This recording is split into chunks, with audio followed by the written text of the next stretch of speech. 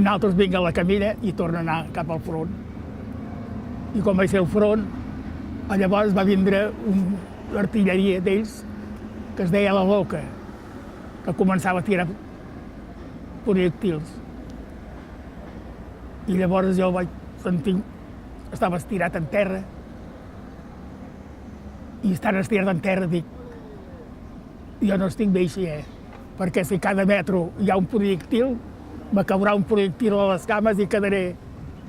Dic, me posaré com un caragol arrupit, que si em cau, ves quin pensament tenia jo? Dic, si em cau, que el caigui damunt, ja he acabat. Però estant així, me vaig sentir un bon cop a l'esquena. Me vaig tocar l'esquena, ple de sang. I llavors hi havia, junt amb els camineros, hi venia un home que es deia Cerdanya, que era sanitari, que portava un macuto amb venes per fer la primera cura. I allí la va agafar, diu, era castellà, diu, tienes un agujero en la espalda. Me va posar un parche i diu, vés-te'n cap al batalló que t'ho curaran això ara. I jo, caminant, me'n vaig anar, com que ja havien portat el ferit, aquell ferit, ja ho sabia poc més o menys, i vaig anar cap allí. I d'allí, jo ja ho veia que no ho veia gaire clar, això.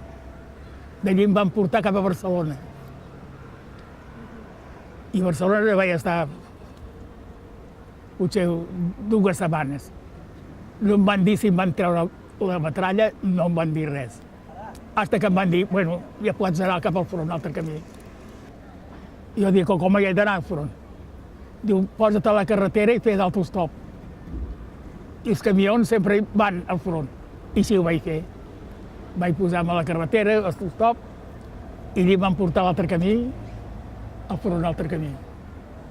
Embenat, que ja hi tenia el partit. I quan vaig ser allí, me vaig presentar, tornem. I llavors d'allí ja vam passar l'altre camí, el d'Ebro, que ja havien reculat, allò me van fer a mi, ja havien reculat, però llavors vam tornar a passar. I el vam passar per la banda de la Fatarella, per allí, em sembla. No ho veia clar jo, que m'havien tret, perquè m'haguessin pogut dir, ja te l'han tret la metralla. No em van dir res.